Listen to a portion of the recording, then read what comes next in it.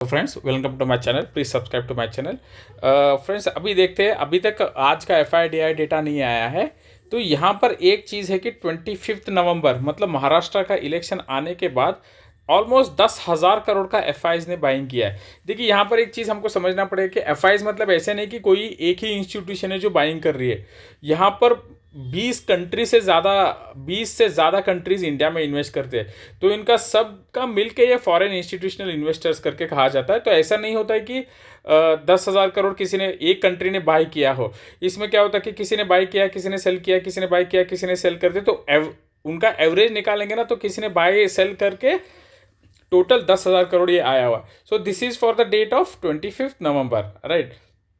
तो अभी हम देखते हैं आज का मार्केट का क्या क्या सीन हुआ है और क्या क्या इसका आगे हो सकता है। देखिए सबसे पहले अगर आप देखेंगे ना, तो LIC का फोकस जो है ना, LIC is one of the DIs। ठीक है, DIs में कौन कौन आता है? म्यूचुअल फंड आता है, बैंक्स आते हैं, इंश्योरेंस कंपनीज आता है, पेंशन फंड्स आते हैं, LIC आते हैं और बड़े इंस्टीट्यूशंस आते हैं। LIC टर्न्स फोकस, LIC सबसे बड़ा इंस्टीट्यूशनल इन्वेस्टर है।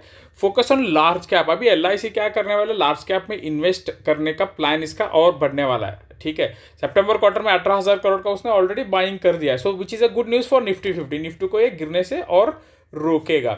और एक न्यूज़ क्या है कि कोटक सिक्योरिटी से, जैसे कि उनका एक एनालिसिस था कि BJP is clear win in Maharashtra. Maharashtra is a financial capital, Mumbai को फाइनेंशियल कैपिटल बोला जाता है। वहाँ से वो इंडिया का GDP का टारगेट है 5 ट्रिलियन, और महाराष्ट्र का टारगेट है कि महाराष्ट्र अकेला ही 1 ट्रिलियन उसको कंट्रीब्यूट करे। तो ये महाराष्ट्र का प्लान है। क्योंकि अभी देखिए महाराष्ट्र इतना बड़ा, मुंबई स्पेशली इतना बड़ा कंट्रीब्यूटर बनने के 2-3 कारण हैं।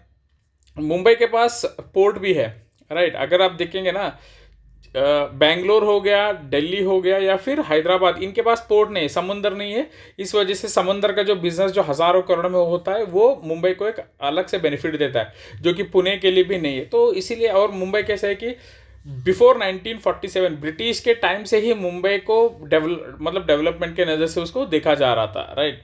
तो एक बड़ा सिनारियो होता है। इसीलिए महाराष्ट्र में सेंटर और स्टेट दोनों का एक ही गवर्नमेंट होने का एक बड़ा बूस्ट मिलता है। और इसीलिए कल अगर आप देखे रहेंगे तो 1,000 पॉइंट तो बैंक निफ्टी ऊपर गया था और निफ्टी 400 पॉइंट्स ऊपर गया था। आज तो कंसोलिडेट हो गया। तो कोटक सिक्योरिटीज का यही है कि दे आर एनालिसिंग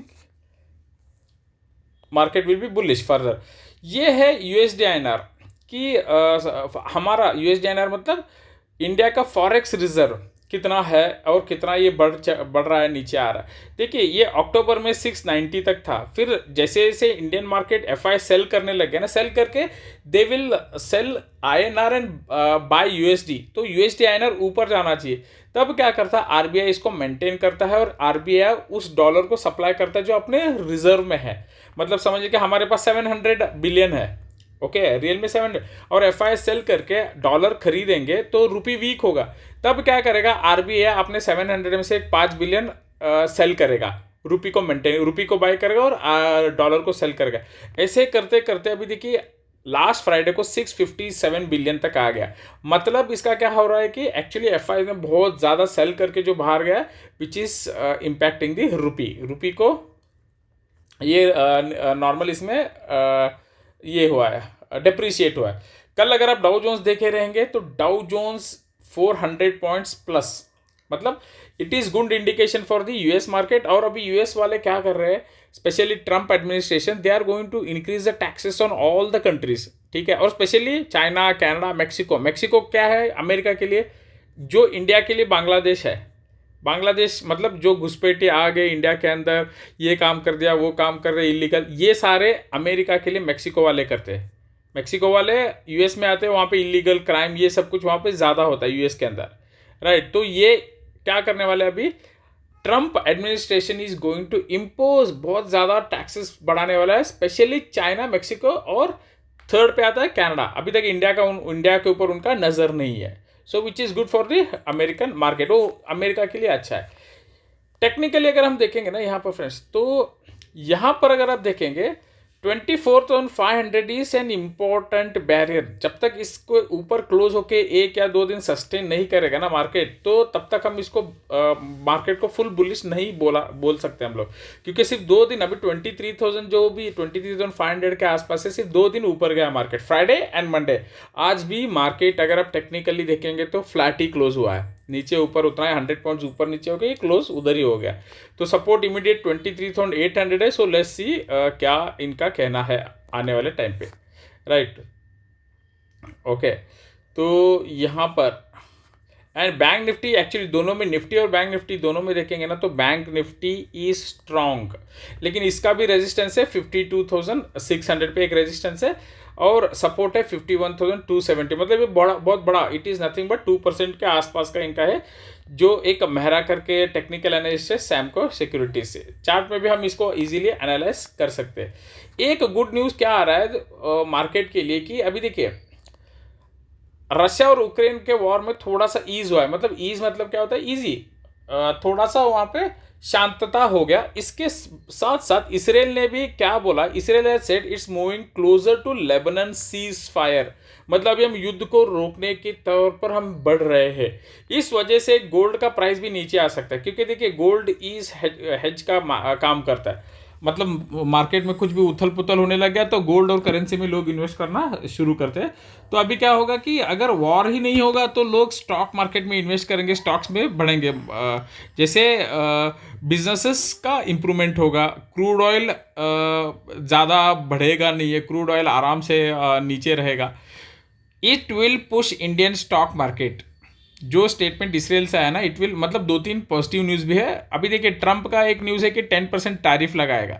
10% टैरिफ तो दुनिया के हर कंट्री पे लगाने वाला है। मतलब अगर 190 कंट्री तो 190 कंट्रीज पे लगा रहा है, तो इससे तो इंडिया को फर्क नहीं पड़ेगा। क्यों? क्योंकि अगर समझ लीजिए कोई भी अभी अमेरिकन कंपनी इंडिया से कोई सामान खरीदता था, ऐसा नहीं है ना कि सिर्फ इंडिया पे 10%, जो 100 रुपये का सामान है वो 110 रुपये हो गया। अगर वो दूसरे कंट्री पे भी जाएगा, पाकिस्तान से बाय करेंगे, चलो इंडिया में कॉस्टली हो गया, तो पाकिस्तान में भी तो 10% बढ़ गया ना। वहाँ पे 200 रुपये कम मिलता तो वहाँ पे 220 हो गया।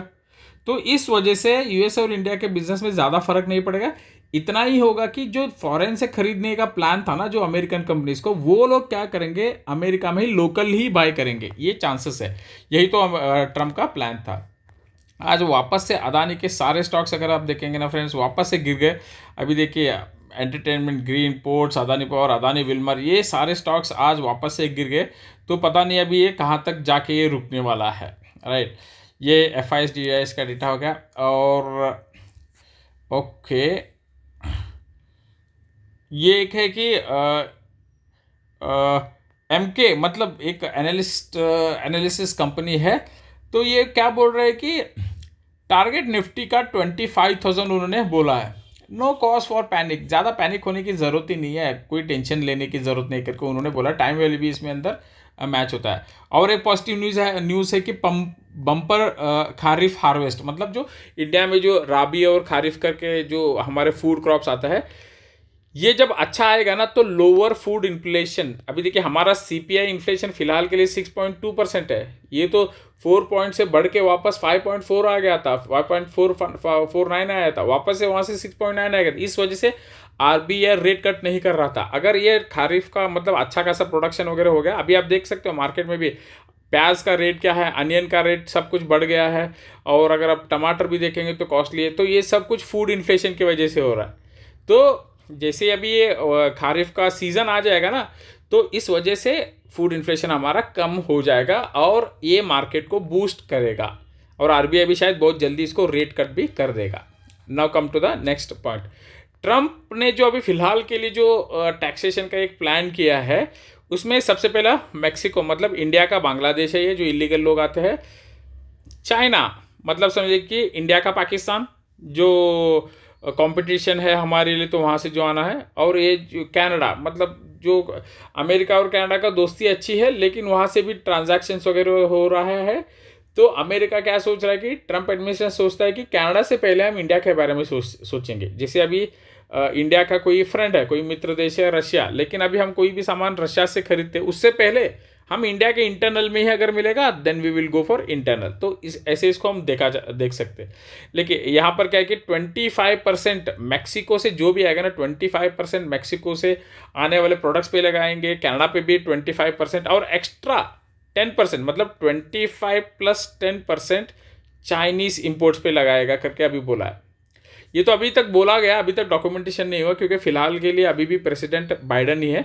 लेकिन ट्रंप अपने सारे नोट्स अभी से ही तैयार कर रहा है। जैसे उसने गद्दी संभाल लिया, गद्दी संभाल के 2-3 दिन में ये अनाउंसमेंट पक्का होने वाले।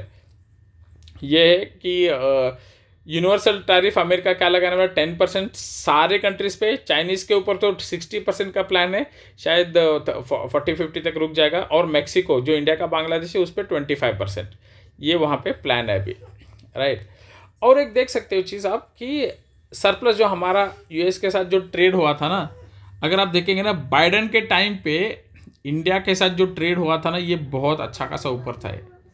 मतलब करीब 90K तक जाता है। ट्रम्प के टाइम पे ये कम था और ओबामा के टाइम पे भी ये कम था, राइट। और एक good news for Indian market क्या है फ्रेंड्स, कि चाइनाज ग्रोथ जो है ना set to slow next year. इसने ये किसने कहा है, ये इंडियन बैंक ने नहीं, वर्ल्ड बैंक ने कहा है। वो भी कब, स्टिमुलस देने के बावजूद भी चाइना का ग्रोथ उतना नहीं बढ़ेगा करके उन्होंने बोला है। कितना, अभी देखिए 2024 में 4.8% था, नेक्स्ट ईयर 4.3%, मतलब नीचे गया, उन्होंने डाउनग्रेड कर दिया। तो अभी जो भी हुआ था ना, इंडिया से जो FIs पैसा लेके चाइना में डाले थे ना, ये पक्का अभी वापस आएंगे। अभी वापस से तो शुरुआत हो ही गई है। 10,000 करोड़ उन्होंने कल बाइंग किया, आज का अभी हमको देखना और पड़ेगा। ओके, तो लेट्स सी कैसा होगा। लेट्स सी अगर हमको डेटा मिला है क्या, FIs का डेटा आज का।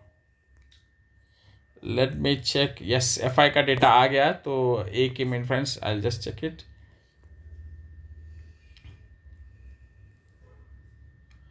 ओके, अगर आज आप देखेंगे ना फ्रेंड्स, टोटल आज क्या हुआ है, FIs ने यहाँ पर if you see buying selling, FIs ने आज बाइंग किया 26 नवंबर। आज FIs ने 1000 करोड़ का बाइंग किया और DIs ने सेलिंग किया। तो नॉर्मली अभी तो 2 दिन हो गया FIs ने बाइंग शुरू किया है। लेट्स सी अभी ये आने वाले दिनों में कैसा होगा, क्योंकि FIs इस बाइंग, मतलब कुछ FIs इस बाइंग जो भी मार्केट ऊपर गया ना, इसको प्रॉफिट बुकिंग के नज़र से भी देख सकते हैं। अभी अच्छा वैल्यूएशन मिल रहा है, सेल करके निकल सकते हैं। So let's wait for some more good news. अभी फिलहाल के लिए कोई भी मार्केट में इवेंट नहीं है अपार्ट फ्रॉम RBI का rate cut. Take care friends, channel को सब्सक्राइब करिए, लाइक करिए, बाय बाय।